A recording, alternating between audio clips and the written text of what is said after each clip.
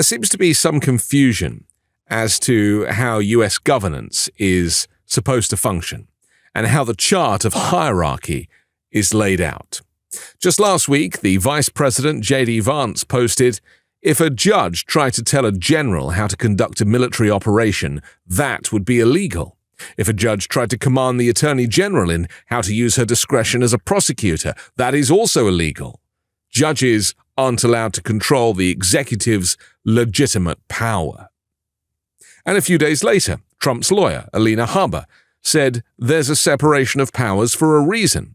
The executive branch is the ultimate authority on federal issues. The separation of powers, it's a really novel idea, but our founding fathers created a document, the Constitution. There's a separation of powers for a reason. The executive branch is the ultimate authority on federal issues, and we have rogue judges who are trying to stop members like Doge Team, Besant, from doing their job. Except, since 1803, the courts have oversight over the executive branch through judicial review, which allows them to determine whether executive actions comply with the Constitution and with federal law. However, if the president resists those rulings, that could create the potential for a constitutional crisis.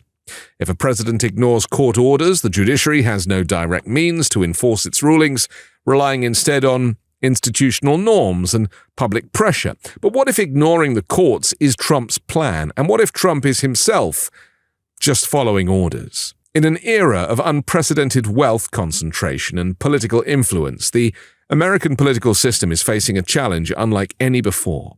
The 2024 election not only underscored the growing power of billionaires in shaping electoral outcomes, but also signaled a deeper shift, the erosion of democratic safeguards in favor of a new ruling elite, the tech-industrial complex.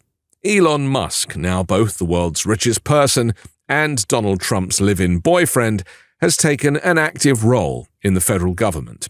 Aside from being a top campaign donor to the Donald Trump for President campaign, he has now come in and shuttered agencies, fired officials with little regard for conflicts of interest. His influence extends far beyond the typical sway of wealthy donors.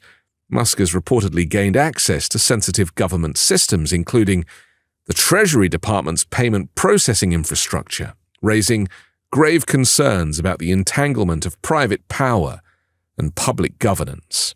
Yet, Musk is not alone. Other tech titans, including Jeff Bezos and Mark Zuckerberg, have been seated at the helm of power both financially and operationally, as their companies tighten their grip on the American economy and information landscape. This consolidation of wealth and political influence has led many to dub the current era an oligarchy or a broligarchy, a system where a small group of ultra-wealthy hipsters and individuals, primarily from the tech sector, wield unchecked power over the political and economic structures of the country.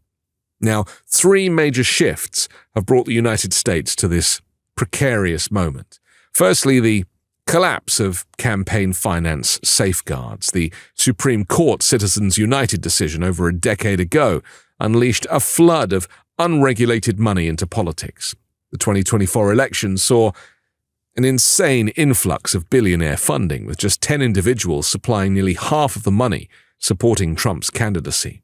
Musk alone poured at least $288 million into Trump's campaign, running a super PAC that operated as an unofficial arm of the campaign itself. The line between private donors and political operatives has effectively vanished. And then the expansion of presidential power. Over the past several decades, the executive branch has steadily accumulated power with fewer checks from Congress and the judiciary. Trump has accelerated this trend, issuing executive orders that defy constitutional norms, bypassing congressional authority and removing oversight mechanisms. His dismissal of at least 17 agency inspectors general without congressional notice exemplifies the unchecked authority he now wields. Courts have blocked some of these overreaches, but with the Supreme Court increasingly sympathetic to executive power, the ability to rein in presidential excesses is diminishing. And finally, the dominance of the tech-industrial complex. Beyond wealth, Today's billionaire class wields another powerful tool: control over the flow of information. Traditional media no longer dictates political narratives. Instead, platforms owned by Musk and Zuckerberg and others shape public discourse through opaque algorithms and data-driven content curation. The lack of transparency in these systems, coupled with legal protections like Section 230 of the Communications Decency Act, allows tech platforms to manipulate political engagement with little accountability. The result is a media landscape where political messaging is tailored, amplified, and censored based on interests of those who own the platforms, further entrenching their influence over elections and governance. Despite the grim outlook, history suggests that corruption and concentrated power often sow the seeds of their own undoing. From the progressive era's pushback against the Gilded Age to the post-Watergate campaign finance reforms, American democracy has faced and overcome existential threats before. But meaningful reform will require a bold opposition. First and foremost, campaign finance laws must be overhauled to reverse the damage done by Citizens United. Without strict limits on the role of big money in elections, billionaires will continue to function as kingmakers, further eroding public trust in democracy. Second, presidential authority must be reined in. Congress must reassert its role as the first branch of government, restoring oversight mechanisms and ensuring that no president, regardless of party, can operate beyond the law. And finally, the unchecked power of tech billionaires must be addressed. Stronger antitrust laws, algorithmic transparency mandates, and revisions to Section 230 could serve as the foundation for a new era of accountability in the digital space. The dominance of a few corporations over political discourse is an existential threat to democracy, and failing to act could cement their control indefinitely. But who gets to act, with the Republicans taking full control of the House, the Senate, the executive, and, of course, the Supreme Court? The stakes have never been higher.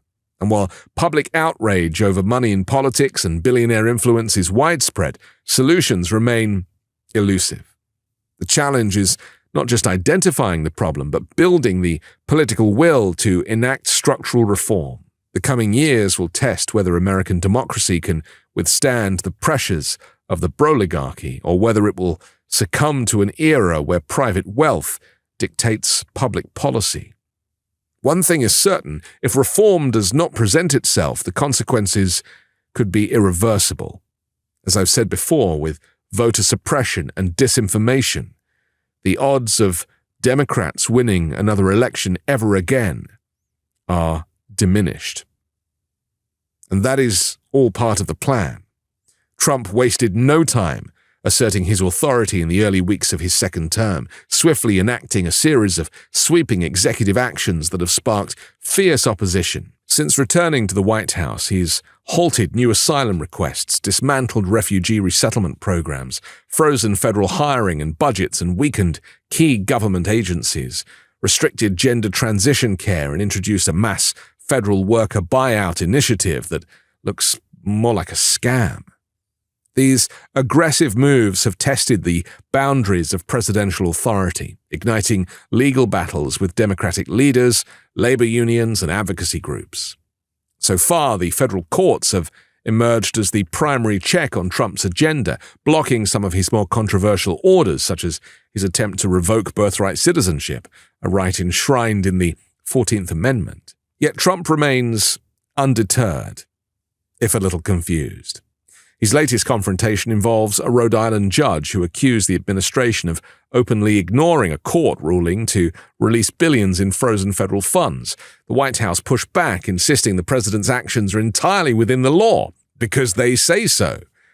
With legal challenges mounting, a constitutional battle over executive power is inevitable, setting the stage for a possible Supreme Court showdown. And with the Supreme Court in the tank for Trump, it appears that for now, he has supreme jurisdiction. This is the constitutional crisis we have feared. This is the checkmate that the broligarchs had been looking forward to. I'm Anthony Davis. You can find me on the 5 Minute News YouTube channel and podcast, on Wednesdays co-hosting Uncovered, and on Sunday on The Weekend Show with MeidasTouch. Can't get enough Meidas? Check out the Meidas Plus Substack for ad-free articles, reports, podcasts, daily recaps from Ron Filipkowski, and more. Sign up for free now at MeidasPlus.com.